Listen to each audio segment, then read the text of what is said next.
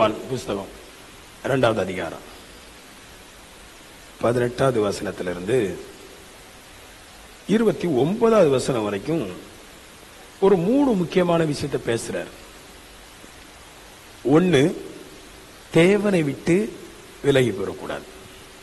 2, நித்திய ஜீவனை விட்டு விலகி பெறக்கூடாது. 3, தேவன் தரும் நன்மைகளை விட்டு நம்ம விலகி பெறக்கூடாது. இப்படி 3 முக்கியமான காரியத்தை விட்டு விலகி பெறக்கூடாது, இல்லைன்னா இடரல் அடைந்து போய்விடக்கூடாது அப்படின்னு சொல்றாரு. நான் 18ல இருந்து வாசிக்கிறேன். பிள்ளைகளே, இது கடைசி காலமா இருக்கிறது. அந்தி கிறிஸ்து வருகிறார் என்று நீங்கள் கேள்விப்பட்டபடி இப்பொழுதும் அநேக அந்தி கிறிஸ்துக்கள் இருக்கிறார் என்று, அதனால இது கடைசி காலம் என்று அறிகிறோம் சொல்றாரு. இது கடைசி காலம் அப்படின்றார். அப்படி சொல்லிட்டு சொல்றாரு, எதனால கடைசி காலம்? அந்தி கிறிஸ்து வர்றதுதான் கடைசி காலம் அப்படி சொல்லிக்கிட்டு, இப்போ அநேக அந்தி கிறிஸ்துக்கள் இருக்கிறார்கள் அப்படின்றார். அப்படி சொல்லிக்கிட்டு, அப்ப யார் தான் அந்தி கிறிஸ்து? இதுவும் ஒரு பெரிய போதனையா வருது. 29 வசனம் வரைக்கும். முதல்ல யார் அந்தி கிறிஸ்து? அதுக்கு 19வது வசனத்துல முதல் வார்த்தை சொல்றாரு, அவர்கள் நம்மை விட்டு பிரிந்து போனார்கள் அப்படின்றார். அந்தி கிறிஸ்துனா யாரு? முதல் தொடக்கத்துல யோவான் சொல்றாரு, எங்களுடைய ஐக்கியம் பிதாவோடும் அவருடைய குமாரனாகி இயேசு கிறிஸ்துவோடு கூட இருக்குது. அவரோடு கூட ஐக்கியப்பட்டிருக்கிறோம். அந்த ஐக்கியத்துல அநேக பேர் வந்து கட்டப்பட்டிருக்கிறார்கள். பிதாவோடும் அவருடைய குமாரனாகி இயேசு கிறிஸ்துவோடு கூட எங்களோடும் அநேகரோடும் வந்து கூடி கட்டப்பட்டிருக்கிறாங்க. இந்த பிதாவோடும் குமாரனோடும் சேர்ந்து கட்டப்பட்டு ஆராதிச்ச ஒரு கூட்ட ஜனங்கள் பிதாவையும் குமாரனையும் மறுதலித்துட்டு போனாங்களாம் இல்லையா? அவர்கள் நம்மை விட்டு பிரிந்து போனார்கள் பாருங்க. நம்மளை விட்டு யாரெல்லாம் பிரிஞ்சு போனாங்களோ, குமாரனையும் பிதாவை விட்டு யாரெல்லாம் பிரிஞ்சு போனாங்களோ அவங்கள வந்து அந்தி கிறிஸ்து அப்படின்னு சொல்லுது. இந்த அந்தி கிறிஸ்துக்கு இன்னொரு பேர் இருக்குது, ஓ நாய் அப்படின்னு ஒரு பேர் இருக்குது. அந்தி கிறிஸ்துக்கு இன்னொரு பேரு ஓ நாய்ன்றது. என்னன்னா அவர் சொல்றாரு, அழகா இருக்கும். பவுல் சொல்றாரு, நான் செத்து போன பின்னாடி, நான் உங்களை விட்டு போன பின்னாடி ஓ நாய்க்கள் சபையை வந்து மந்தை வந்து பீறி போடும், கிழிச்சு போடும், நாசமாக்கிறோம் அப்படின்றாரு. எப்படி எதை குறித்து அவர் பேசுறாருன்னா, பிதாவையும் குமாரையும் ஆராதிச்ச ஜனங்கள் பிதாவிட்டையும் குமாரனிடத்திலிருந்து பிரிஞ்சு போயிட்டு, பிரிஞ்சு போன ஜனங்கள் தான் அந்தி கிறிஸ்து, ஓனாய். அது மறுபடியும் பிதாவையும் குமாரனையும் ஆராதிக்கிற ஜனங்களை பீறி போடும்படிக்காய் சபைக்குள்ளாக அது வரும்ன்றாரு. எல்லாம் கேட்கணும். சபை விட்டு பிரிஞ்சு போனவே அந்தி கிறிஸ்து. அந்த அந்தி கிறிஸ்து மறுபடியும் சபைக்குள்ள வந்து இந்த கட்டளையின்படி வாழ்றாங்களே, பிதாவையும் குமாரனையும் ஆராதிக்கிறாங்களே, அவங்களை அங்க இருந்து இழுத்து கொண்டு போகும்படிக்காய் வரும்ன்றார். எல்லா விசுவாசிகளுக்குள்ளாகவும் மார்க்க பேதங்கள் உண்டாகின்றார்.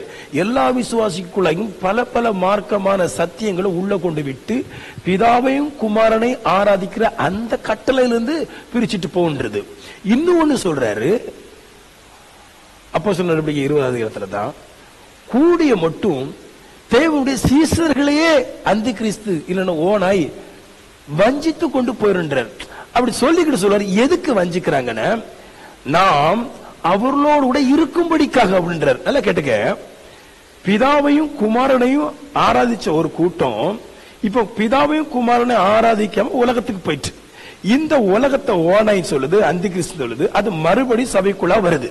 வந்து சபை விசுவாசியையோ சபை மூப்பனையோ சபையுடைய பெரிய ஆட்களையோ அது வஞ்சிக்குது. ஏன் வஞ்சிக்குன்னா, அது நம்மை வஞ்சித்து அவர்களோடு இருக்கும்படிக்காக நிற்கும்படிக்காக செய்தான். என்ன நல்லா சொல்றாங்க கேட்டுக்க, இங்க இருந்து ஒருத்தன் பிரிஞ்சு போயிட்டான், பிதாவோடு குமாரனை ஆராதிச்சு பிரிஞ்சு போனவன் இவன் மறுபடி அங்க இருந்து உன்னை தேடி வர்றான் இல்லையா? வர்றவன் எதுக்கு வாரானா, அவனுடைய ஆசைகளுக்கு, அவனுடைய விருப்பத்திற்கு, அவனுடைய பாவத்துக்கு நாம் அவனுக்கு உபயோகப்பட வேண்டும் என்று, நாம் அவர்களோடு இருக்க வேண்டும் என்று வருகிறான்றது எல்லாம் புரிஞ்சுக்கணும். அப்போ கடவுளை ஒருத்தனுக்கு தெரியும் அப்படி சொல்லிட்டு ஒருத்தன் சபைக்குள்ள வந்து குழப்பறான் அப்படின்னு வச்சுக்கேன், உங்களை வந்து நீ கடவுளை ஆராதிக்க கூடாது, நீ அங்க போக கூடாது, பிதாவும் குமாரன் நீ வழிபடக்கூடாது அப்படின்னு சொன்னான்னு நீ அதை ஏற்றுக்கொள்ளாதுன்றாரு. அது அந்தி கிறிஸ்துன்றாரு. அவன் அவனுடைய பாவத்துக்கு உன்னை கட்டுப்படுத்துறதுக்கு இழுக்கிறான் பண்றாரு. நீ அந்த விஷயத்துல ஸ்ட்ராங்கா இருந்துச்சேன்னு நான் சொல்லுவேன், இனி வரப்போற நன்மைகள் நிறைய போதிப்பேன். வாரம் வாரம் அந்த நன்மைகளுக்கெல்லாம் நம் சொந்த காரணம் ஆக்கிடலாம். ரெண்டாவது பாயிண்ட் என்னன்னு, இந்த அந்தி கிறிஸ்துன்னு இருக்குது பாருங்க, இல்லைன்னா ஓனை, இவங்க கிறிஸ்துவுக்கு விரோதமா சத்தியத்துக்கு விரோதமா பல மார்க்க பேதகங்களை போதிப்பார்களாம். பல சத்தியங்களை போதிப்பாங்க. அதுக்கு 3 சத்தியத்தை பைபிள் சொல்லுது. ஒன்னு, பிதாவையும் குமாரனையும் ஒன்று சேர்க்க ஆராதிக்கிற மறுக்கிறவர்கள் ஒரு விஷயத்துல மார்க்கத்தை பேசுறாங்க, மறுத்து பேசுறாங்க. என்ன அது அப்படின்னா, ஆவியானவர் நம்மளுக்கு தேவையில்லை, ஆவியானவர் ஒருவர் இல்லை அப்படின்ற ஒரு உபதேசத்தை உங்களுக்குள்ள கொண்டு வருவார்கள். நல்லா கேட்டுங்க, எதுக்கு ஆவியானவர் தேவையில்லை, ஆவியானவர் இல்லை என்கிற உபதேசத்தை கொண்டு வர்றாங்க? நல்லா கேளு, நல்லா கேளு, அருமையா இருக்கும். இது நிறைய இடத்துல இருக்குது இல்லையா?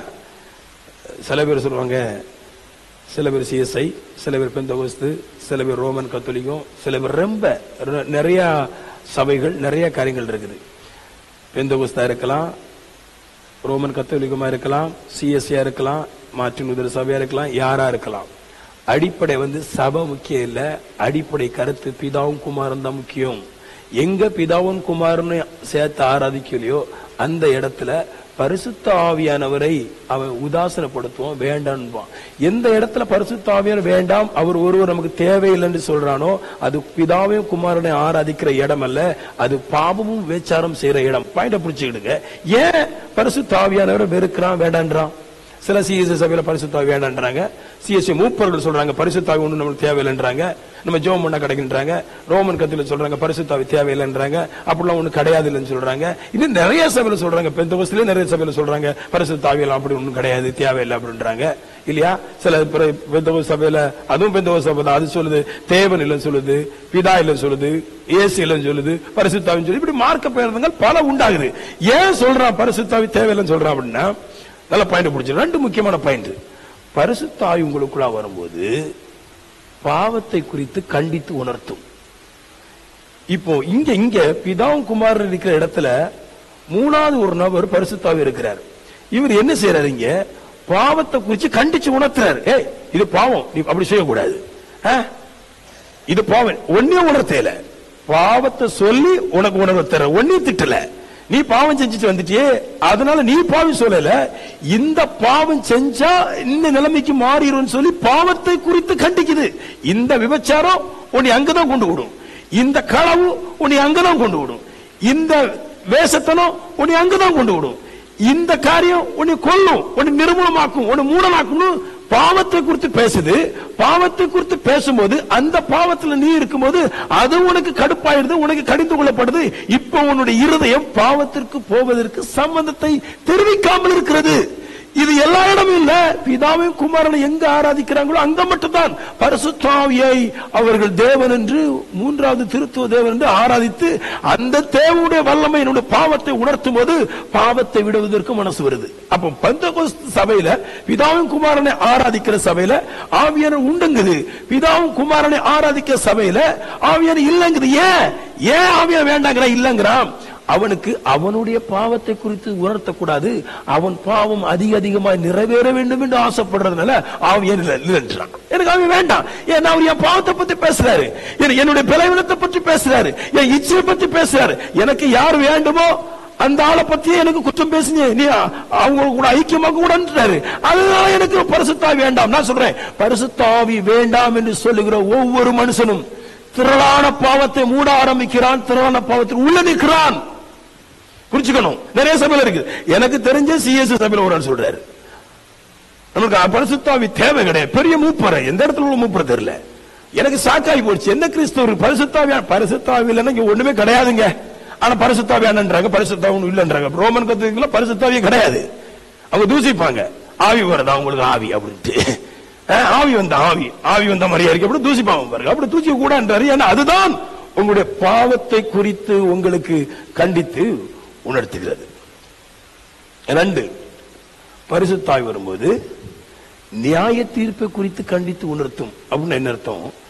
நீ ஒரு பாவம் செய்யற, இந்த பாவத்துக்கு ஒரு 4 மாசம் ஒரு 10 வருஷம் நீ தப்பலாம், கண்டிப்பா இந்த பாவத்துடைய தண்டனைக்கு உனக்கு தீர்ப்பு உண்டு என்கிறதை உறுதியாக பரிசுத்த ஆவி உனக்கு எச்சரிக்கும் போது அந்த நியாய தீர்ப்புக்கு பயந்து இந்த பாவத்தை விட்டு விடுவாய். ஆமென் சொல்லுங்களேன். ஆமென். பரிசுத்த ஆவி வரும்போது சொல்லும், நீ கண்டிப்பா நரகத்துக்கு போவ. பரிசுத்த ஆவி வந்தா உணர்த்து. பரிசுத்த ஆவி வந்தா சொல்லும், நீ இப்பொழுது செய்யற பாவங்களுக்கு தக்க பலனை உன் சரீரத்திலேயாவது உன் வாழ்க்கையிலாவது நீ அனுபவிக்கும்படிக்காய் செய்யும். பரிசுத்த ஆவி வரும்போது மேல ஒரு காரியத்தை உணர்த்துச்சு, கற்பனையில உணர்த்துச்சு. நீ பாவம் செஞ்சா 3ஆம் 4ஆம் தலைமுறை மட்டும் உன் சந்ததியை வாதிப்பேன் என்று நியாய தீர்ப்பு எழுதப்பட்டிருக்குது. இப்ப இதை படிக்கும்போது என்ன ஆகுது, எனக்கு நான் தப்பு செய்யறதுனால என் பிள்ளைங்கள் 4 தலைமுறை மட்டும் வாதிக்கப்படும், அப்படி ஒரு பாவம் செய்ய வேண்டாம்ங்கிற ஒரு உணர்த்துதல் எனக்கு உண்டாயிற்று. அப்ப ஆவியானவர் மற்றவங்களாம் வந்து சொல்றாங்க ஆவியானவர் வேண்டாம் நம்மளுக்கு, நம்ம ஜெபம் பண்ணா கிடைக்கும். நிறைய பேர் இப்படி டயலாக் வச்சிருக்க பாருங்க, நம்ம ஜெபம் பண்ணா கிடைக்கும். ஜெபம் பண்ணி ஒண்ணு வாங்க முடியாது, சத்தியம் இல்லாம ஜெபம் பண்ணி வாங்க முடியாது. ஜெபம் பண்ணா போதும். ஏன்டா உரமா வந்து சொல்லுது பாருங்க, அது பாஸ்டர் நீங்க பெந்தகோஸ்துல நல்ல பிரசங்கம் பண்றீங்க, நானும் எங்க வீட்டுல ஜெபம் வச்சு நடத்துறேன், நானும் நல்லா ஜெபிப்பேன், எங்க வீட்டுக்கு 10 பேர் வராங்க, என்ன வந்து என்ன பண்ண போறாங்க, வந்து 10 பேரும் மாற மாதிரி பொண்ணு பிடிச்சிட்டு போறாப்புல, எல்லாரும் மாப்பிள்ளை பிடிச்சிட்டு போறாப்புல, அதான் நடக்க போகுது. வேற என்ன நடக்க போகுது? ஏன் அங்க பரிசுத்தாவி இல்ல. பரிசுத்தாவி இல்லைன்னு அங்க பாவத்தை குறித்து தப்பித்து போகுவதற்கு இருதயம் தராது. பாவம் செய்யணும் அப்படின்ற ஆசையிலேயே போகும். புரிஞ்சுட்டு நினைக்கிறேன். 2வது பாயிண்ட், மார்க்க பேதங்கள் எப்படி உள்ள வருது பாருங்க, தவறான காரியங்களை போதிக்கிறாங்க பாருங்க. இதுல ஒரு விஷயத்தை சொல்றேன் நான். இந்த ஆவியானவரை பற்றி முதல் விஷயத்துல ஒரு பாயிண்ட் விட்டேன் நான் சொல்றேன். அப்போஸ்தலர் நடவடிக்கை 20வது அதிகாரத்துக்கு பாருங்க. நீங்க அது கொஞ்சம் நல்லா அருமையான ஒரு வார்த்தை. அது 28ஆம் வசனம், தேவன் தம்முடைய சொந்த இரத்தத்தினாலே சம்பாதித்து கொண்ட தமது சபையை மேய்ப்பதற்கு பரிசுத்தாவின்றது. பரிசுத்தாவி கண்காணிகளை வச்சிருக்கிறார். என்ன சொல்றாரு, சபை இயேசு கிறிஸ்து அவரால் சம்பாதிச்சு அவருடைய ரத்தத்தினால ஒரு சபை சம்பாதிச்சு அவர் கட்டியிருப்பாருன்னு அந்த சபைக்கு காவலாளி பரிசுத்தாவின்றார். அவன் சபனும் ஒண்ணு இருந்தா பரிசுத்தாவின் ஒண்ணு இல்லாம இருந்தா அங்க வந்து கண்காணிப்பு இருக்காதுன்றாரு, அங்க வந்து கண்டிப்பு இருக்காது, அங்க மனம் போன போக்குல விட்டுருவாங்க பாருங்க. இல்லையா? இங்க இருந்தீங்கன்னா நானே உங்களை திட்டுறேன் தீர்க்க தரிசனத்துல, உன்னை அங்க பாக்குறேன் உன்னை இங்க பாக்குறேன்றேன். எதுக்குன்னா எனக்கு உங்களை பிடிக்காதா? நல்லா பிடிக்கும், எனக்கு தெரியும். நான் உங்களை திட்டாம இருந்தால் உங்களுக்கு என்ன நல்லா பிடிக்கும். உங்க பாவத்தை எல்லாம் நான் கண்டுகொள்ளாம இருந்தா உங்களுக்கு என்ன பிடிக்கும். நான் உங்க பாவத்தை கண்டுகொள்றதுனால எனக்கு உங்களை பிடிக்கிறது. எனக்கு உங்களை பிடிக்கிறதுனாலதான் உங்க பாவத்தை நான் எச்சரித்து கண்டிக்கிறேன். ஏன்னா பாவத்துல இருந்து நீ எழுந்து விட்டால் நாளைக்கு நீ நல்லா இருக்கும்போது பவுல் சொல்றார், நீங்கள் நல்லா இருப்பது அதிக சந்தோஷம் எங்களுக்கு உண்டாகிறது. நீங்க சபை விசுவாசியானவர்கள் பாவத்திலிருந்து பாவ உபதேசத்தை கேட்டு பாவத்திலிருந்து எழும்பிட்டேன நீங்கள் சந்தோஷப்படுறதை பார்க்கிலும் அந்த போதகர் உங்களை வழிநடத்துற போதகர் மிகுந்த சந்தோஷம் அடைகிறான். அதனாலதான் அவர் சொல்றாரு, சபைக்கு ஆவிக்குரிய சபனை பிதாவையும் குமாரனை ஆராதிக்கிற சபனை, இயேசு சொந்த ரத்தத்தினால் சம்பாதிச்ச சபனை, அங்க பரிசுத்தாவி இருப்பார். அவர் இருந்து உங்களுக்கு கண்காணிப்பாட்டு ஆட்களை வைப்பார், இல்லைன்னா ஊழியக்காரனை வைப்பார், இல்லைன்னா அவரே இருந்து உங்களுக்கு போதனை மூலமாவது தீர்க்கதரிசி மூலமாவது உங்களுக்கு உங்க பாவத்திலிருந்து விடுதலையாக்கும்படிக்க போதிப்பார். அப்படி போதிக்கிற சபை நான் சொல்லுவேன் நீங்கள் நல்லாகும்படிக்காக அப்படி ஒரு போதனை இருக்கு. சரி, 2, பிதாவையும் குமாரனை விட்டு பிரிஞ்சு போனவங்க அந்தி கிறிஸ்து. அப்படி பேசுது. பிதாவையும் குமாரனை ஒருமித்து ஆராதிக்காமல் இருக்கிறவங்க அந்தி கிறிஸ்து. அந்த அந்தி கிறிஸ்து 2வது உபதேசத்தை கக்குகிறது. ஞானஸ்தானம் கிடையாது. ஞானஸ்தானம் கிடையாதுன்னு சொல்லி யாரெல்லாம் சொல்றாங்களோ அது அந்தி கிறிஸ்து சொல்லுது. பிதாவிலையும் குமாரில கட்டப்படல. ஞானஸ்தானம் கிடையாதுன்னு நிறைய பேர் சொல்றாங்க. சிஎஸ்எல் ஞானஸ்தானம் கிடையாது, சில இடத்துல இருக்குது, சில இடத்துல கிடையாது. அது மனம் போன போக்குல ரோமன் கோத்து கிடையாது. நிறைய சபையில ஞானஸ்தானம் கிடையாது. இந்த தெளிப்பு ஞானஸ்தானம் சொல்றாங்க பாருங்க, குழந்தை பிறந்த உடனே அதுக்கு இனிப்பு கசப்பு எதுனே தெரியாது, அப்பம் கொடுக்கிறது ஞானஸ்தானமா. ஞானம்ங்கிறது என்னது? பாவத்திற்கும் பரிசுத்தத்திற்கும் உள்ள வேறுபாடு தான் ஞானம்.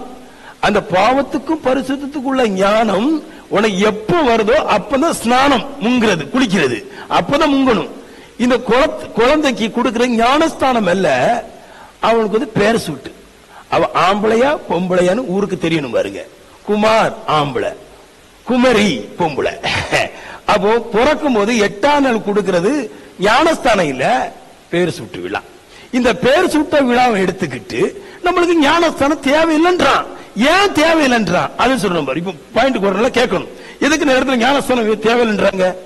ஏன் ஞானஸ்தானம் தேவையில்லைன்னு, உனக்கு ஞானஸ்தானம் கொடுக்கணும்னா நீ ஞானத்தை பெற்றிருக்கணும். பாவம் இது, இனி பாவத்தை செய்ய மாட்டேங்கிற ஞானத்துக்குள்ள நீ வந்துருவ.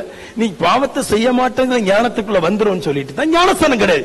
ஏன் ஞானஸ்தானத்தை குறித்து அப்போஸ்தலர் நடவடிக்கை 2 சொல்லுது.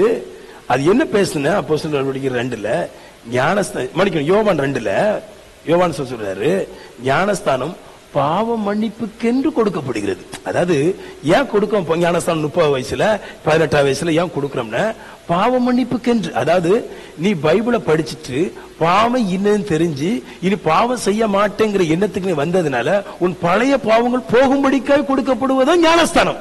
இப்போ நீ தேறிட்டு வச்சுக்க, இனி பாவம் செய்ய மாட்டேன் அப்படின்னா ஃபாதருக்கு கஷ்டமாயிரும். ஐயோ போச்சே போச்சு, இனி பாவம் செய்ய மாட்டான். அப்ப நம்ம எப்படி வந்து குசினிக்கு கூப்பிடுறது?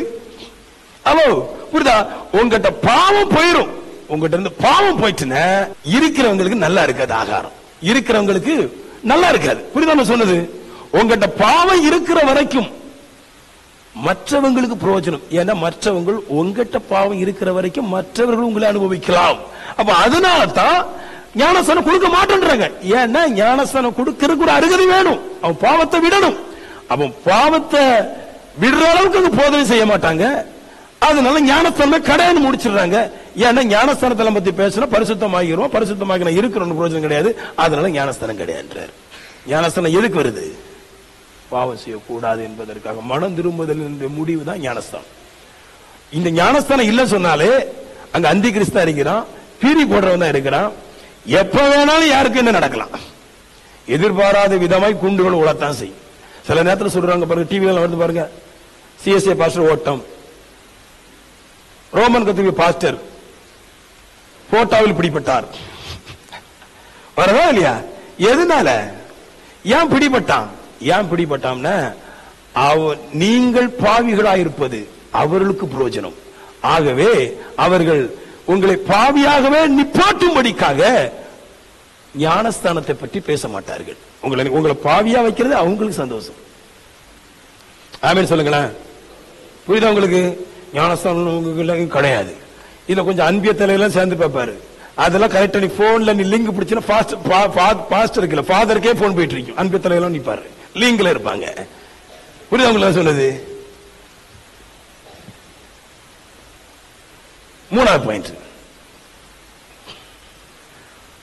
கொஞ்சம் காண்டமான பிரசங்கம் தான். வேற என்ன செய்யறது?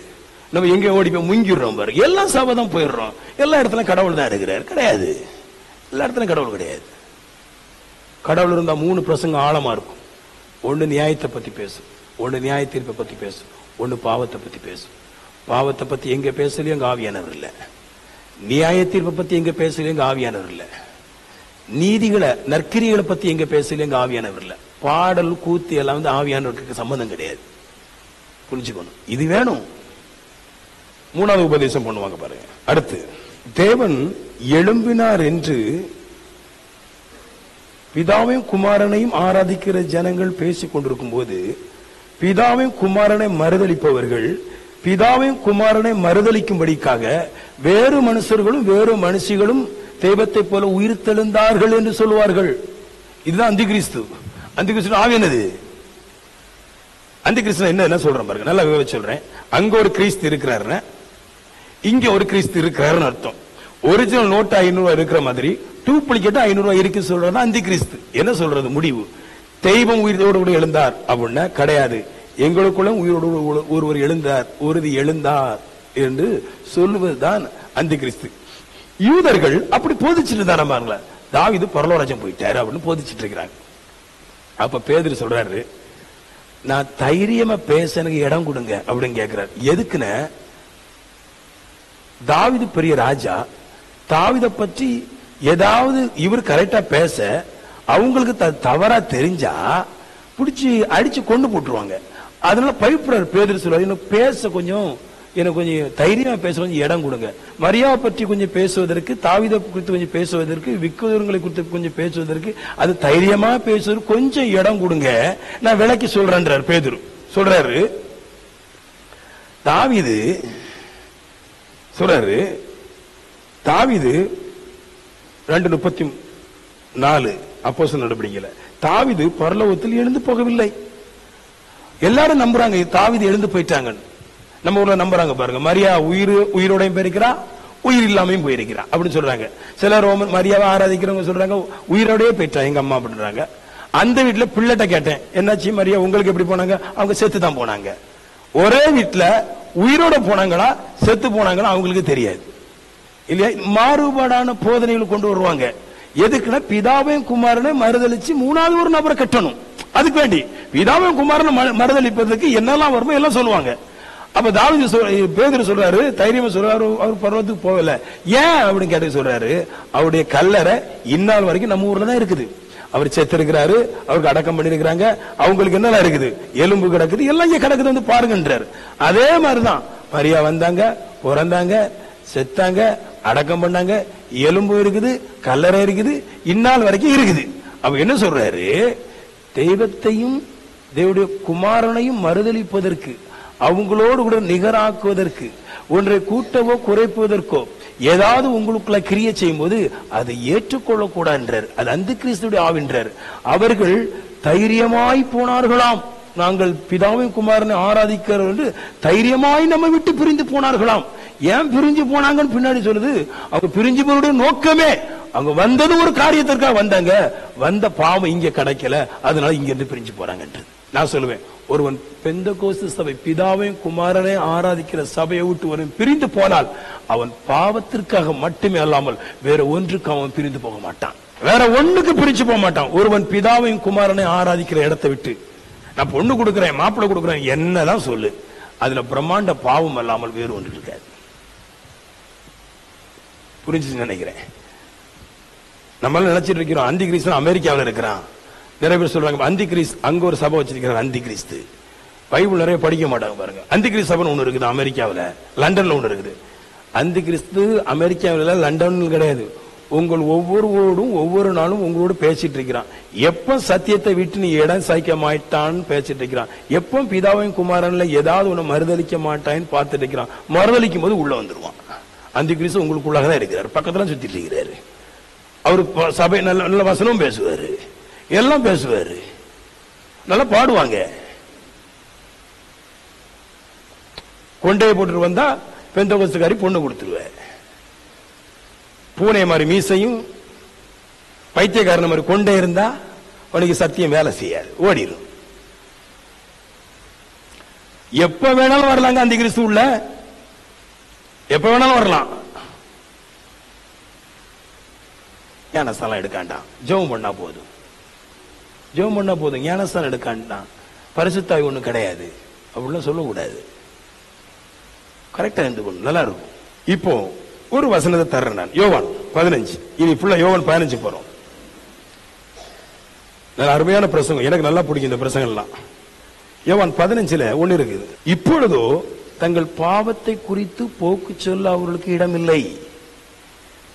அப்படி சொல்லிட்டு கீழே போட்டிருக்கு பாருங்க 23, என்னை பகைக்கிறவன் என் பிதாவை பகைக்கிறான் சொல்றாரு.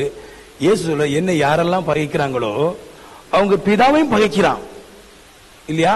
என்ன பகைக்கிறான், பிதாவும் பகைக்கிறான், பிதாவை பகைக்கிறான், என்ன பகைக்கிறான். அதுக்கு பின்னாடி மேல சொல்லிட்டாரு, அவங்க பாவத்தை குறித்து போக்கு சொல்ல இடமில்லை அப்படின்றாரு. என்ன கருத்து அப்படின்னா, பிதாவையும் குமாரனையும் பகைச்சுக்கிட்டு நாங்க ஜெபம் பண்ணி வாங்கிடுவோம், நாங்க உபாசம் பண்ண வாங்கிடுவோம், நாங்க வந்து ஞானஸ்தானம் எடுக்காமல எல்லாம் பண்ணிடுவோம், ஆவியார் இல்லாம எல்லாம் பண்ணிடுவோம் சொன்னவங்கள்ட்ட கடைசியில் சொல்றாரு, உன் பாவத்தை குறித்து போக்கு சொல்ல முடியாது. என்னையும் என் தகப்பனாகிய பிதாவை என்னைக்கு விட்டுட்டு உலகத்துக்கு போனியோ நீ போகும்போது பாவத்தில் விழுந்துட்ட, இனி போக்கு சொல்ல முடியாது. நல்லா புரிஞ்சுடுங்க, இனி போக்கு சொல்ல முடியாது. நல்லா புரிஞ்சுடுங்க.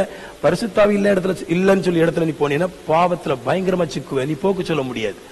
ஞானஸ்தானம் வேண்டான்னு சொல்ற இடத்துல நீ போனீங்கன்னா பயங்கரமா சிக்குவ, நீ போக்கு சொல்ல முடியாது.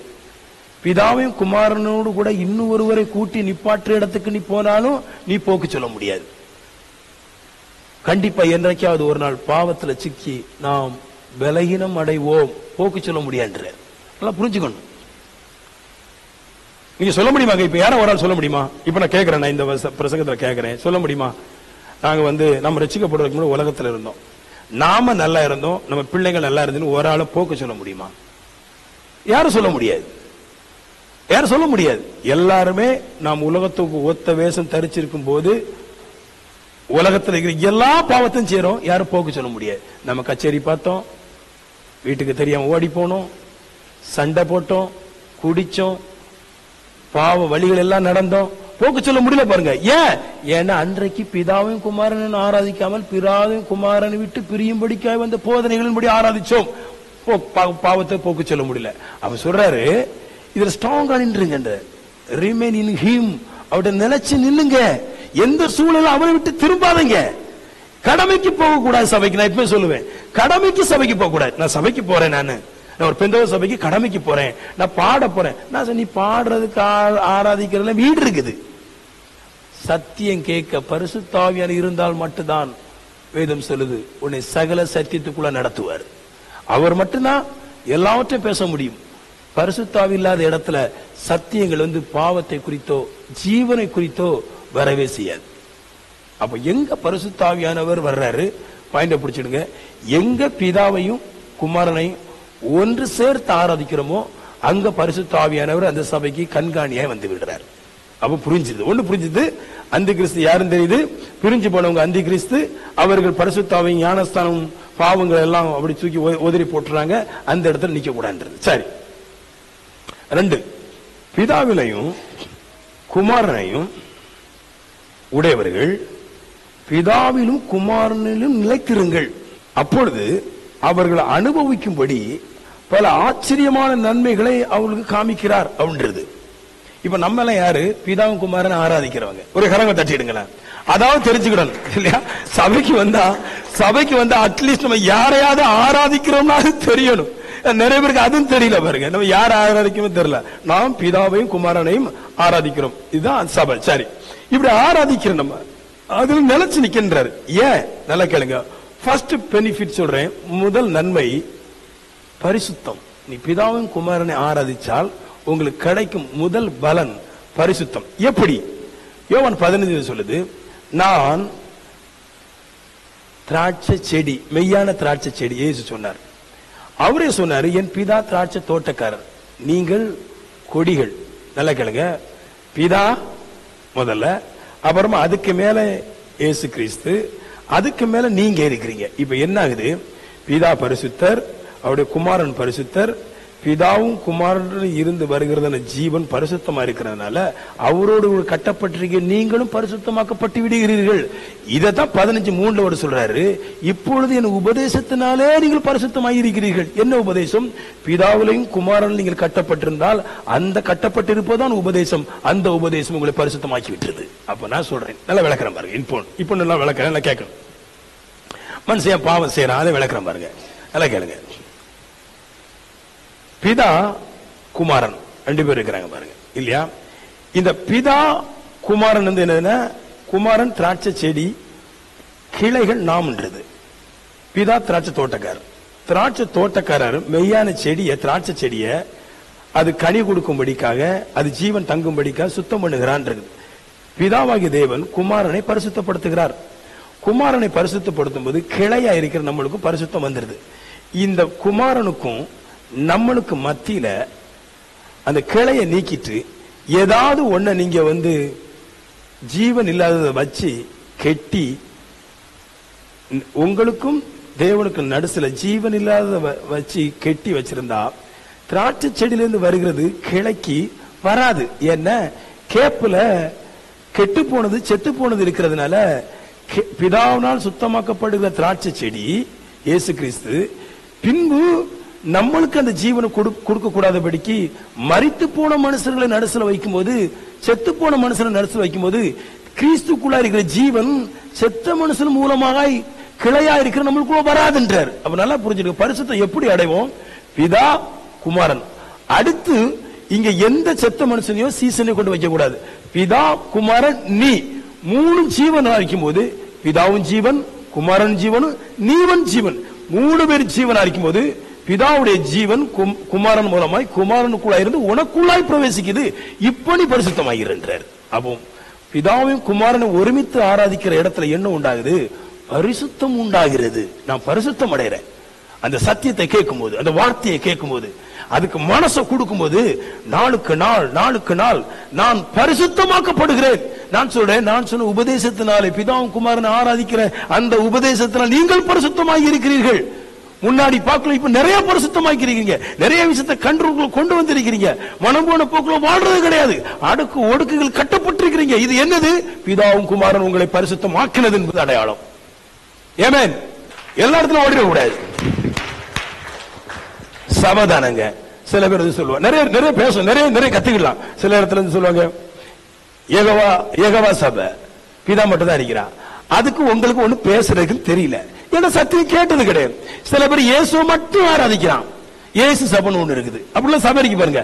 அவங்களுக்கு எதை பேசணும் உங்களுக்கு தெரியாது, ஆனா உங்களுக்கு தெரிஞ்சது உபாசம் பண்ணணும், ஜெபம் பண்ணணும். அவங்க ஒரு நாளைக்கு உங்களை கூட்டு போயிருவாங்க. ஹலோ, ஏன்னா தெரியல பாருங்க உங்களுக்கு. இதெல்லாம் நிறைய பின்னாடி பேசணும் இருக்குது. இதெல்லாம் இதுக்குதான் சபைக்கே வரணும். சபைக்கு ஏங்க வரணும்? நாம சபைக்கு உங்களை எல்லாம் பாட கூப்பிடுறது கிடையாது. சபைக்கு சத்தியம் கேட்க வரணும். அந்த சத்தியம் தான் உங்களை அடுத்த லெவலுக்கு கொண்டு போகும். 2வது பாயிண்ட், நல்ல அருமையான பாயிண்ட் பாருங்க. 2வது பாயிண்ட் 15:10, யோவான் 15:10, நீங்கள் என் கட்டளைகளை கை கொண்டிருந்தால் என் அன்பிலே நிலைத்திருப்பீர்கள். இது என்ன கட்டளை? என்ன சொல்றாரு? என் கட்டளை அப்படின்னு யோவான் 15 முழுக்க பிதாவும் குமாரனை பற்றி பேசுற கட்டளை தான். கட்டளை என்னது? நானும் பிதாவும் ஒன்றா இருக்கிறோம். இதான் இயேசு கிறிஸ்துவின் கட்டளை. இதை இப்படி சொல்லலாம், உன் தேவனாய் கர்த்தர் நானேங்கிறாரே, அந்த உன் தேவனாய் கர்த்தர் நானேங்கிறதுல பிதாவாகிய தேவனும் கர்த்தரா இயேசு கிறிஸ்து இருக்கிறார்.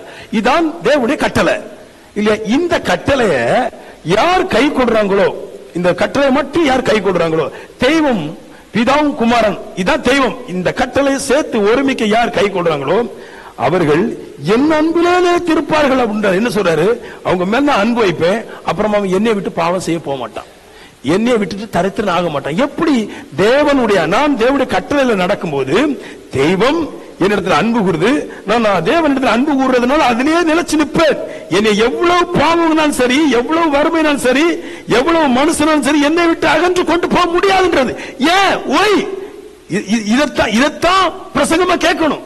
ஏன்னா பாவம் செய்ய முடியாது. நான் சொல்லுவேன், தேவனுடைய கட்டளையின்படி நீ நடந்தால், தேவனுடைய கட்டளை நீ விசுவாசித்தால் நீ பாவம் செய்ய முடியாது. எப்படி பாவம் செய்யாம இருக்க முடியும்? ஏன்னா இருக்கிறோமா? முடியும். ஆண்டவர் ஒரு வார்த்தை சொன்னார், என் தீர்க்கதரிசிகள் என்னோடு கூட பரலோக ராஜ்யத்தில் இருப்பார். அவருடைய தீர்க்கதரிசி ஒருவனும் நரகத்துக்கு போக மாட்டான். ஆனா அவரை ஆராதிக்கிற விசுவாசியில 90% பேர் நரகத்துக்கு போவான். ஏன்? அங்கதான் ரகசியம் இருக்குது. இங்க சபையில 100 பேர் இருக்கிறான், 10 பேர் தேராது. ஆனா ஒரு தீர்க்கதரிசி, தேவனுடைய தீர்க்கதரிசி விழுந்து போக மாட்டான், பரலோக ராஜ்யத்துக்கு போவான். ஏன்? இந்த குளறுபடி. தீர்க்கதரிசி, கர்த்தருடைய தீர்க்கதரிசி எல்லாம் நித்திய ஜீவன் கண்டிப்பா உண்டு, விசுவாசிகளை 90 விழுந்து போவான். ஏன்? அதெல்லாம் நான் சொல்றேன், தேவனுடைய கட்டளையில தீர்க்கதரிசி நிலைச்சு நிற்கிறான். அவன் தீர்க்கதரிசி நிலைச்சு நிக்கிறது மட்டும் இல்ல, தேவ அன்பு தீர்க்கதரிசிக்கு வருகிறது. தேவ அன்பு ஒரு மனுஷனை பாவம் செய்ய விடாமல் எப்படி மாற்றுது? அதை சொல்றேன் பாருங்க. உலகத்திலே நான் உதாரணம் சொல்றேன், முதல்ல உதாரணம் சொல்றேன், அப்புறம் ஒவ்வொரு 4 ஸ்டெப் இருக்கு விளக்குறேன். ஒண்ணு விளக்குறேன். அந்த பைபிள் இருக்கிறபடி எஜமானன் தான் சிநேகிக்கிற மனுஷனுக்கு எல்லாவற்றையும் காமிக்கிறான் இருக்குது. எஜமானன் தான் ஊழியக்காரனுக்கு எல்லாம் காமிக்கிற கிடையாது. நான் ஒரு எஜமானன், எங்க வீட்டுக்கு ஒரு பாட்டி அடிக்கடி மேல வந்து தண்ணி ஊத்த வரும். என் வீட்டுல இருக்கிற பணம், சொத்து, பொருள் எல்லாத்தையும் திறந்து காட்டுற கிடையாது. ஆனா என் நண்பன் ஒருதான் இருக்கிறான், நான் சிநேகிக்கிற ஒருதான் இருக்கிறான். அவன் வர்றான், அவன் வந்த உடனே எல்லாத்தையும் திறந்து காட்டிடுறேன். நான் பேங்க் பேலன்ஸை காட்டிடுறேன், இவ்வளவு ஏடிஎம்ல பைசா இருக்கு, இவ்வளவு நகை இருக்குது, எல்லாத்தையும் திறந்து காட்டிடுறேன். ஏன் திறந்து காட்டுறேன்? அவன் சிநேகிதன், அதனால திறந்து காட்டுறேன். ஊழியக்காரனை திறந்து காட்ட மாட்டேன், சிநேகிதனுக்கு திறந்து காட்டிடுறேன். நான் சொல்லல, யோவான் 15 தான் இருக்குது. அப்ப என்ன சொல்றாரு? தெய்வம் ஒரு மனிதனை சிநேகிக்கும் போது அவனை சிநேகிதனாய் தெரிந்து கொள்கிறார். அப்படி சொல்லிக்கிட்டு யோவான் 5 போனீங்கன்னு சொல்லு, ஏன் சொல்லுவாரு? அவர் பிதா என்னை சிநேகிச்சுக்கிட்டு, என்னை சிநேகிக்கிறார், சிநேகிச்சுக்கிட்டு அவர் காண்பது எதுவோ, அவர் செய்ய போது எதுவோ அது எல்லாவற்றையும் எனக்கு காமிக்கிறார் என்றார். நல்லா கேளுங்க, பாவம் போறது நீங்க நினைக்கிற ஜெபத்துல போகாது, உபவாசத்துல போகாது. நம்மள வந்து தப்பான டீச்சிங்ல விட்டாங்க, ஜெபம் பண்ணுங்கன்றாங்க. அதெல்லாம் முடியாது. நான் அடிச்சு பேசுவேன், ஜெபத்துல உங்க பாவம் போகாது. அவன் எப்படிதான் போகுது? நான் சொல்லுவேன், ஆச்சரியமான காரியங்களை நீங்கள் காணும்படிக்காய் தேவன் உங்களுக்கு காமிக்க வேண்டும். தீர்க்கதரிசி ஏன் தேவனுடைய தீர்க்கதரிசி நித்திய ஜீவன் பெறான்? அவன் ஆச்சரியமான விஷயங்களை பார்க்கிறதுனால அந்த ஆச்சரியத்துக்கு முன்னாடி பாவ ஆச்சரியங்கள் பெருசல்லவே அவன் இருதயம் உணருது. அதெல்லாம் பாக்குறேன் நான். ஒரு மனுஷோட இருதயத்தை பாக்குறேன். வானத்துல நாளைக்கு என்ன நடக்குங்கிறத நான் பாக்குறேன் நான், இல்லையா? சூரியன் நாளைக்கு எப்படி ஆக போகிறத நான் பாக்குறேன் நான். இந்த வானத்துல தோன்றவைகள் தேவனுடைய எண்ணத்திலையும் தேவனுடைய மகா பெரிய ஞானங்களையும் எனக்கு அவர் காமிக்கிறதுனால அந்த மகா ஆச்சரியம் என்னை பாவத்திற்கு பிரவேசிக்க கூடாதபடி என் கால்களை என் இருதயங்களை கட்டி போட்டுருது.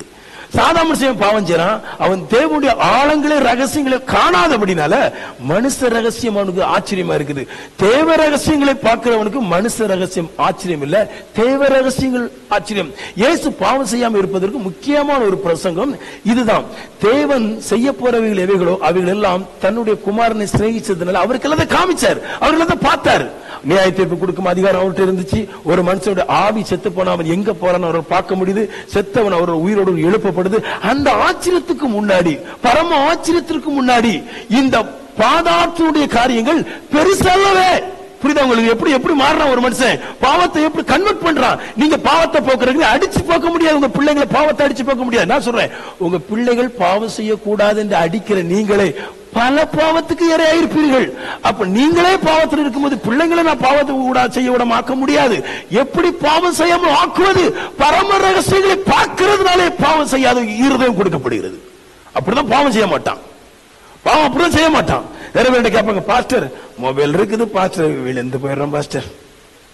சில பேர் சொல்றாங்க, பாஸ்டர் உபவாசம் பண்ணி பண்ணியே சோர்ந்து போயிட்டோம் பாஸ்டர். என்னதான் உபவாசம் பண்ணாலும் 1 லட்சம் ரூபாய்க்கு ஒரு டேப் இருக்குது, அதை டக்குன்னு திறந்துடுறேன் நானு. பாவம் முடியல.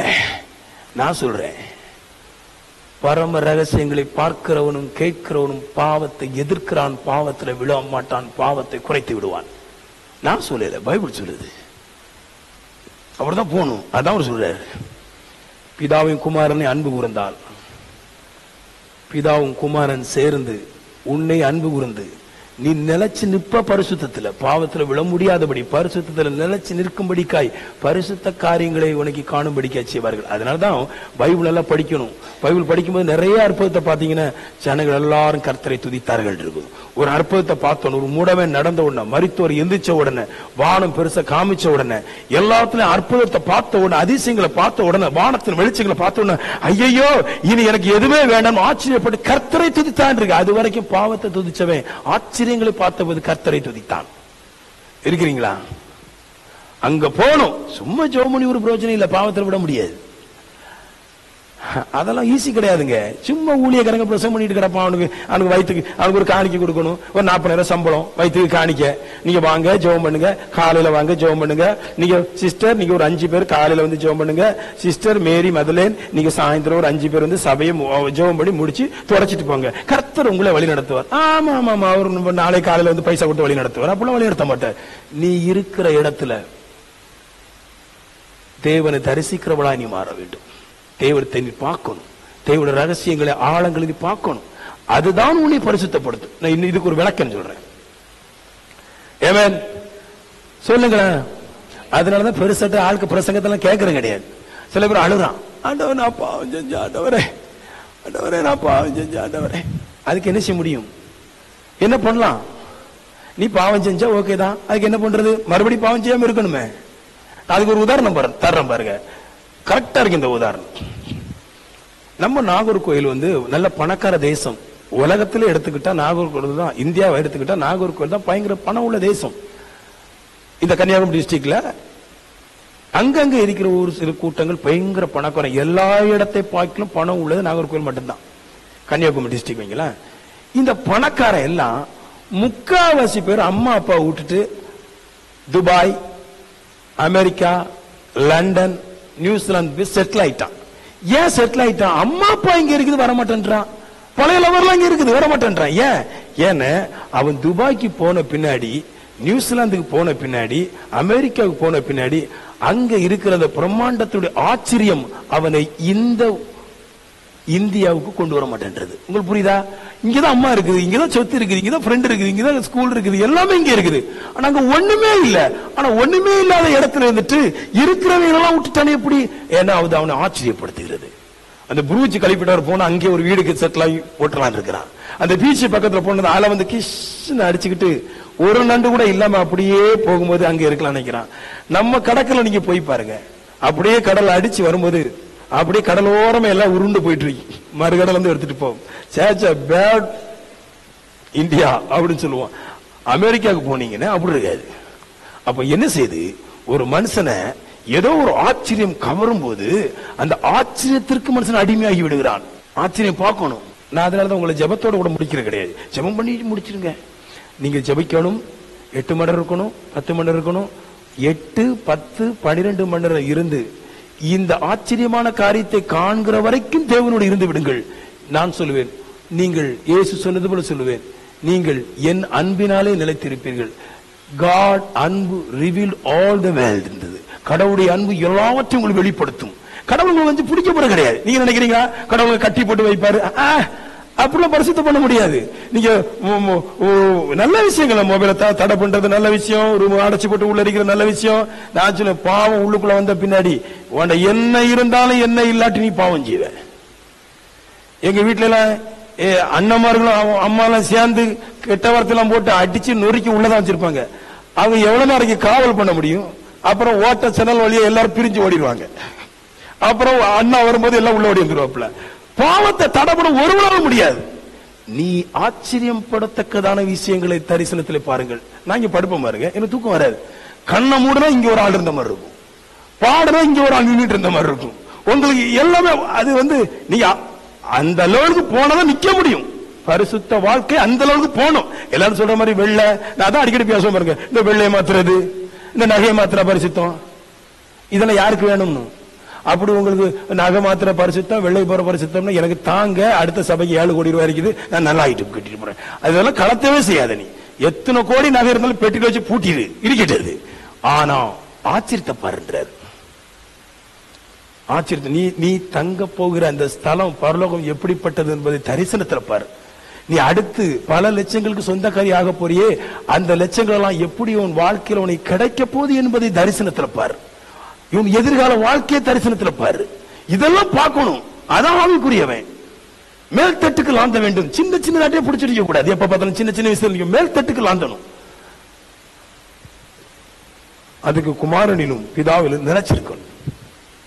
கடமைக்கு பைபிள் வாசிச்சா நடக்காது. கடமைக்கு பைபிள் வாசிக்கிற சில பேர் சும்மா வாசிப்பா, அப்படி பட்டி பட்டு கர்த்தர் நல்லவர் பெரியவர் ஓகே வச்சுட்டு போயிடுறா. காலையில கொஞ்ச நேரம், மதியம் கொஞ்ச நேரம். நான் சொல்லுவேன், நீங்கள் ஆராதனைக்கு வர்றதே சரி கிடையாது. இதுலயே உங்களுக்கு 3 நேரம் கழிக்க முடியலன்னா நீங்க ஒரு நாளைக்கு 8 மணி நேரம் 10 மணின்றது 8000 கிலோ அரிசியை ஒரே நேரம் திங்கிறதுக்கு ஆற்றல் இருந்தா உங்களால முடியாது. இது வந்து நீங்க இருக்கிறது நல்லா பாடுறத கேட்கறதுக்காக அல்ல. நான் நல்லா பாடுறதை கேட்கறதோ, என் பையன் நல்லா கீபோர்டு போடுறதை கேட்கறதுக்காக அல்ல. இது நல்லா இருந்ததா நான் இருப்பேன்னு சொல்லி நினைக்கிறீங்களா? இதற்காக அல்ல. நீங்கள் இருந்து பழகுவது உங்களுக்கு தேவனிடத்தில் கொண்டு தரிசனத்தை காமிப்பதற்காக. நான் 10 மணி நேரம் இருக்கிறேன், யாரும் கீபோர்டு போடுறது கிடையாது, யாரும் மியூசிக் போடுறது கிடையாது. நான் ஏன் இருந்து பழகிறோம்னா அது இசையினால வரப்போறது கிடையாது. உன் இருதயம் தேவன்கிட்ட இருக்கிறதுனால வரப்போகிறது. அது நீ உன் இருதயம் தேவனுக்கு கொடுக்கப்பட்டதுனால வரப்போகிறது. நீ காதல கேட்கிற இந்த பாடல்கள் ஒளிகள்னால அல்ல வரப்போறது.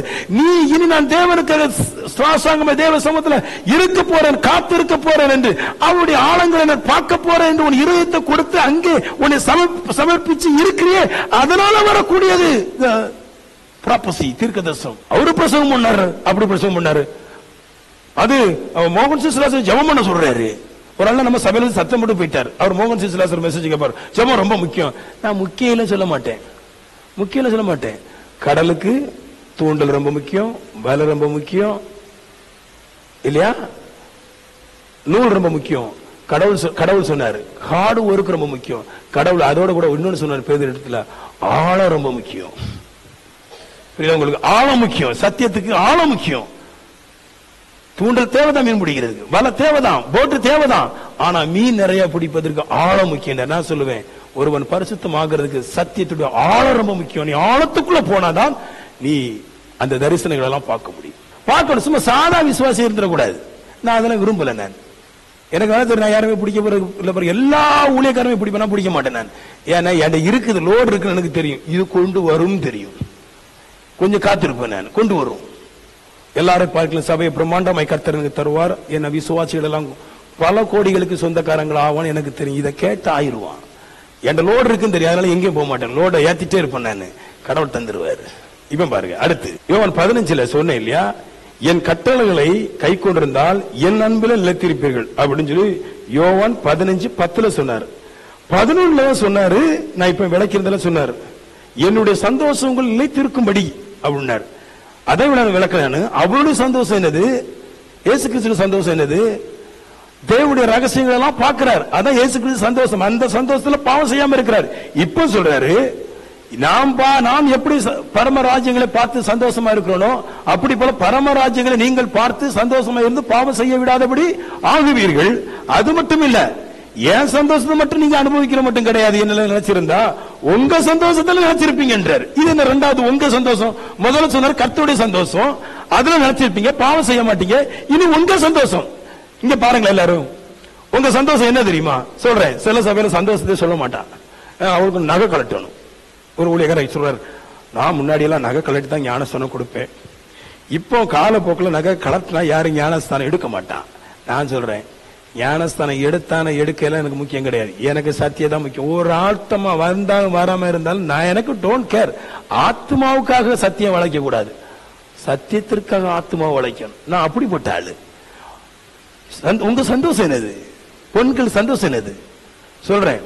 எஜமானன் மாடு தான் முன்னணியே அறியாம போலாம், அப்படி ஒரு வார்த்தையில சொல்லுவாரு எரேமியாவுல. ஒரு ஸ்திரீ த கல்யாண ஆடையையும் நகை மறப்பாளோ. நல்லா கேளுங்க, நகை பாவன்றா, அவன் நகை மறக்கவே மாட்டான். ஏன்னா அவன் மறக்கலன்னு எப்படி தெரியும், நீ போட்டா வந்து பச்சி அது பாவமாக்கும், அது பாம்பாக்கும். ஏன் அது பாம்பா இருந்தா எங்கிட்ட இருக்கிட்டு உனக்கு என்ன குடைச்சல், ஏன்னா நீ போட்டிருக்க அவனுக்கு பிடிக்கல, அது பாவங்கிற எண்ணத்துல சொல்லலாம். ஐயோ அவங்க இப்படி போட்டிருக்கிறாங்க, நாளைக்கு நம்ம பிள்ளைகளும் கேட்கதான் செய்யும். அது மறக்க முடியாது. பெண்களுக்கு அது மாறாது. நல்ல விலை உயர்ந்த ஆடைகளும் நல்ல பகட்டான தங்கங்களும் உங்கள் சந்தோஷம். அதான் உங்கள் சந்தோஷம் நிறைவாயிருக்கும்படிக்கு நான் தருவேன். முதல்ல என் சந்தோஷத்தை தருவேன், பாவம் செய்ய மாட்டேன். இவன் நீ பாவம் செய்யாம இருந்த பின்னாடி உனக்குன்னு ஒரு சந்தோஷம் இருப்பாரு. எனக்கு ஒரு சந்தோஷம் இருக்கு, ஒரு 50 சென்ட்ல வாங்கணும், ஒரு 30 சென்ட்ல வீடு கட்டணும். ஏன் சந்தோஷம், உண்மை சொல்றேன், ஓப்பன் மைண்ட். உங்க சந்தோஷம் இருக்குது, உங்க சந்தோஷம் பாருங்க, ஒரு 5 சென்ட்ல அமைப்பா ஒரு வீடு, அது உங்க சந்தோஷம். இல்லையா, எனக்கு ஒரு பெரிய கார் வாங்கணும், பெரிய சர்ச்சு கட்டணும், ஏன் சந்தோஷம் இல்லையா, உங்க சந்தோஷம். இன்னும் நிறைய இருக்கு. சில பேருக்கு கப்பல் போகணும், சில பேருக்கு டாக்டர் ஆகணும், சில பேருக்கு அது வாங்கணும், சில பேருக்கு இது வாங்கணும். இது சொல்றாரு, உன் சந்தோஷம் எல்லாம் நிறைவாய் உங்களிடத்துல நிலைச்சு இருக்கும்படிக்காக நான் செஞ்சிடுறேன். என்னுடைய கற்பனையில நிலைச்சு நின்று விட்டுறாத. பிதாவையும் குமாரனை ஆராதிக்கிற கட்டளை விட்டு நீ போயிடாத. அதுல பரிசுத்த ஆவி வருவார், அவர் தேவனுடைய ஆழங்களை உன்னை காமிப்பார். அவர் காமிக்கிறது மாத்திரமல்ல, உன் சந்தோஷம் நிறைவா இருக்கும்படி எல்லாவற்றையும் கொடுத்து விடுறார். நிறைய கிடைக்குங்க. இது இந்த சபை என்ன தெரியுமா, லட்சங்களையும் கோடிகளையும் அள்ளுற இடம். நம்மளுக்கு பூட்டி போட்டாங்க. பாருங்க, பரலோக ராஜ்யத்தை அவர்கள் பூட்டி போட்டார்கள் அப்படின்னு இருக்குது. அப்படி ஒரு வசனம் இருக்கு, பரலோக ராஜ்யத்தை அவர்கள் பூட்டி போட்டாங்க. எல்லாம் பாவம்ட்டாங்க, பாவத்தை மறைச்சு போட்டாங்க, நன்மைகளை பாவமாக்கிட்டாங்க. இப்ப நான் தான் பிரிக்க வேண்டியதா இருக்குது. தங்கம் பாவம் இல்ல, பொண்ணு பாவம் இல்ல, எது பாவம்? பிதாவையும் குமாரனை நீ மறுதளிச்சுட்டு வேற எதிலையாவது நீ ஜாயின் பண்ணும்போது பாவம், அங்கே பாவம் விளைவிக்கப்படும்.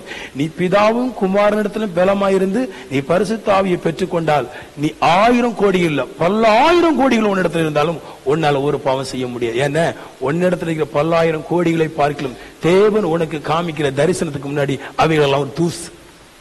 தேவன் தருகிற வல்லமைக்கு முன்னாடி இந்த பூமியுடைய செல்வங்கள் எல்லாம் தூசு.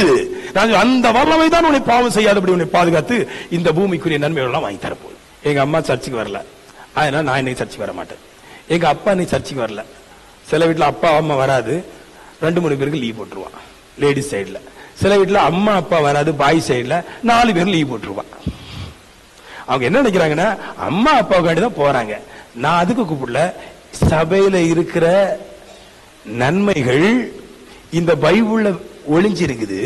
சபையில் இருக்கிற நன்மைகளை பைபிள் விளக்கும் போது சபை மூலமாக இந்த நன்மைகளை எடுத்துக்கொள்றோம். நிறைய எடுத்துக்கலாம். உங்களுடைய விசுவாசத்துடைய அளவின்படி இதுல இருந்து எடுத்துக்கொள்ளலாம். வருங்க. அது நீங்க நினைக்கிறீங்க வராது, இதுல இருந்து வரும். பேங்க்ல இருந்து பைசா வருது நம்புறீங்களா? ஏன் இந்த தேவனுடைய வார்த்தையில இருந்து நன்மை வராது நீங்க நம்புறீங்க? அதுல இருந்து நான் சொல்லுவேன், பேங்க்ல பணம் போனாலும் போகலாம், பணம் வராம இருக்கலாம், ஏமாத்தி விடலாம். இது ஏமாத்த விஷயம். எனக்கு நல்லா தெரியுது, ஏமாத்த விஷயம் நம்ம பெரிய மனுஷன் ஆக்கும். ஆனா அந்த விசுவாசம் இருக்கணும். அதான் ஒண்ணு. இந்த விசுவாசம் மாறக்கூடாது. விசுவாசம் கரெக்டா இருந்தா நம்ம சாதிப்பது உறுதி. ஆமென் சொல்லுங்களா? சில சபையில நீங்க பாத்திருக்கீங்களா? நல்லதான் போவாங்க பெண்கள் எல்லாம். போகும்போது அப்புறமா வாடி போய் உபவாசம் இருந்து அப்படி வாடி, என்னம்மா கேட்டா, என்னாச்சு நீங்க இப்படி ஆயிட்டீங்க? அது எங்களை தாழ்மைப்படுத்துகிறோம். எங்க தாழ்மைப்படுத்தினீங்க? எதுக்கு தாழ்மைப்படுத்தினீங்க? அது நாங்க தாழ்மைப்படுத்துகிறோம். சகாய் சூசைப்பர் அந்த நேரம் சொல்லி நாங்க தாழ்மைப்படுத்துகிறோம். உபவாச கூடுகையில் நாங்கள் தாழ்மைப்படுத்துகிறோம். ரொம்ப தாழ்மைப்படுத்த நான் பார்த்து தாழ்மை பார்த்தோமே. ஏங்க 4 நாள் போடுற சட்டைய கூட 4 நாள் போட்டா எங்க தாழ்மை? ஹலோ, 8 வருஷமா தீஞ்சு போற ட்ரெஸ் கூட 2 வருஷமா தீர தீர போடுறத தாழ்மை? இதுக்கெல்லாம் ஊழியக்காரங்க இருக்கிறாங்க. அது தாழ்மை இல்ல. எது தாழ்மை? தேவனுடைய ஆழங்களை பார்க்கிற வரைக்கும் தேவ சமூகத்திலே தங்கி இருப்பிய, அதுதான் தாழ்மை. அதான் தாழ்மை. தேவன் சொன்னார், நான் தேசத்தை விட்டு போகாமல் தேவனுடைய ஆலயத்திலும் வீட்டிலும் தங்கி இருந்து பாவத்துக்கு பின்னாடி போகாமல் அதிலே நிலைச்சிருக்க வேண்டும் என்று சொன்னாரே, அது செய்வது தாழ்மை. அடுத்து என்ன தாழ்மை? உன் தாயின் தகப்பனை கனம் பண்ண என்று சொன்னாரே, அது தாழ்மை. ஒரு ஸ்திரியை இச்சையோடு பார்க்க கூடாதுன்னு சொன்னாரே, அது தாழ்மை. தாழ்மை என்பது அவர் வாயிலிருந்து புறப்பட்டதா இருக்க வேண்டுமே தவிர என் சரீரத்தில் ஏற்படுறது தாழ்மை அல்ல. நானாட்டு ஒரு கட்டுக்கதை ஏற்படுத்தி கொடுறது தாழ்மை இல்லை. தாழ்மை அவருடைய வார்த்தைக்கு கீழ்ப்படிவது. நான் சொல்றேன், அற்புத விதமான தாழ்மை. உங்க புருஷன் கோபப்படுற நேரம் எல்லாம் நீங்க கோபப்படாம இருந்து பாருங்க, அது தாழ்மை. அதுக்கு வரும் கால உங்களுக்கு கோபம் தனிய கடவுள் ஒரு வார்த்தைக்கு தெரியுமா உங்களுக்கு? அது யாருக்கு சொன்னார? புருஷனுக்கு, எங்களுக்கு தான். எப்படின்னு நாங்க கோபப்படுறோம், அப்புறம் கொஞ்சம் தனி அப்படின்றாரு, தனிய கடவுன்றாரு. இதை நீங்க தான் பிடிச்சிடணும். அவருடைய கோபம் தனிய கடவுன்றாரு. அப்ப அவருடைய கோபத்தை தனிச்சு விட்டுருவோம். என்ன நடக்கும் பாத்தீங்கன்னா, காலையில கோபம், சாயந்தரத்துல சிக்கன் புரோட்டா. சொன்ன நீங்க நம்ப மாட்டீங்க பாருங்க. தாழ்மை இப்படி போடுறேன்னா ட்ரெஸ்ல போட்டு குறைச்சிட்டு போயிட்டு இருக்கிற தாழ்மை. இப்ப ஒன்னே ஒன்று சொல்லிட்டு போறேன். 15:26 3வது நண்பர், பிதாவிடத்தில் நான் அனுப்ப போகிறவரும் பிதாவினிடத்தில் இருந்து புறப்பட்டு வருகிறவருமாகிய சத்திய ஆவியானவரை தேற்றவர் வரும்பொழுது அவர் என்னை குறித்து சாட்சி கொடுப்பார். சொல்றாரு, என் நாமத்தினாலே, என் நாமத்தினாலே பிதாவிட்ட கேளுங்க. அதுலயும் சொல்றாரு பாருங்க, பிதா குமாரன் 2 பேரும் சேர்த்தான் சொல்றாரு. யாரையும் கூட்டம் இல்லை, குறைக்கவும் இல்லை. அதனால யாரையும் கூட்டம் கூட குறைக்கவும் கூடாது. பிதா குமாரன் இயேசு மூலமா இங்க பிதாவிட்ட எது கேட்டாலும் கிடைக்கும்ட்டார். கிடைக்கும் சொல்லி சொல்லிட்டாரு. கீழே எழுதி வர்றாரு, அவருடைய கனியில நிலைச்சு நிக்கணும், நிலைச்சு நிக்கின்றார். அப்புறமா அன்புட்டார். எப்படி அவருடைய கனியில நிலைச்சு நிக்கின்றார்? அன்பு கொண்டு எப்படி நிக்கிறது? நான் இந்த பைபிள் மேலானவர்களை பேசும்போது நம் கீழானவைகளை செய்கிறோம். இவன் பாருங்க என்ன சொன்னாரு, கீழே வரும் பாருங்க, யோவான் 15 அன்பு கூறுனார். அன்பு கூர்ந்தா உபத்திரப்படுத்துவான், அன்பு கூர்ந்தா துன்பப்படுத்துவான். இவன் ஏன்டா ஒரு ஆள் வருது, ஒரு 10,000 ரூபாய் கேட்கறாங்க, கொடுக்குறேன். போயிட்டு 4 நாள் கழிச்சு பாஸ்டர் ஒரு 1.5 லட்சம் ரூபாய்க்கு கேட்பாங்க. எனக்கு துன்பம், இவர் துன்பம் இல்லையா? நான் அன்பு கூறுறவர்கள் எனக்கு துன்பத்தையே தருவார்கள், இப்படி இருக்கும்போது உபத்திரத்தை தருவார்கள். இப்படி நான் எப்படி அன்பு கூறுறது? ஆனா அவர் சொன்னாரு, அன்பு கூறு. அதான் அன்பு. சத்துருக்க இடத்துல, உபத்திரப்படுத்துற இடத்துல, துன்பப்படுத்துற அன்பு கூறு. அன்பு கூர்ந்தால் பரிசுத்தாய் உனக்குள்ள வருவார். நீ என்ன கேட்டாலும் கிடைக்கும். கிறிஸ்துவோட போதனை எல்லாம் கேட்டுக்கணும் இல்லையா? டாப்பான விஷயத்துக்கு போகும்போது சத்தியத்தை இல்லை என்று சொல்ற இடத்துக்கு போகாமல் சத்தியம் பெருசானது என்று சொல்ற இடத்துல தங்கணும். இப்ப அன்பு கூற சொல்றாரு. எப்படி அன்பு கூறுறது? அன்பு கூற முடியாது. அப்ப அன்பு கூறுவதற்கு ஒரு படிப்பு இருக்கு, அதை பழகிக்கூடாது. இயேசு எப்படி சிலுவையை சுமந்தார்? அவரை துன்பப்படுத்தினவர்களுக்காக அவர் சிலுவையை சுமந்தார், அவரை அடிக்கிறவங்களுக்காக சிலுவையை சுமந்தார். எப்படி இது முடிஞ்சதுன்னா, அன்பு.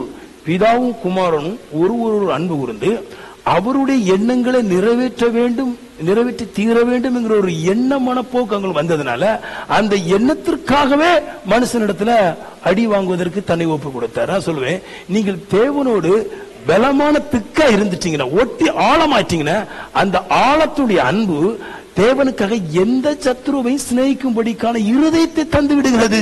இப்படி தேவனுக்காக எந்த சத்துருவை சிநேகிக்கிற இருதயம் உங்களுக்கு பிரவேசிக்கும் போது நீங்கள் வாழும்படிக்கான, நீங்கள் கேட்கும்படிக்கான எல்லா நன்மைகளும் பிதாவினிடத்திலிருந்து வருகிறது.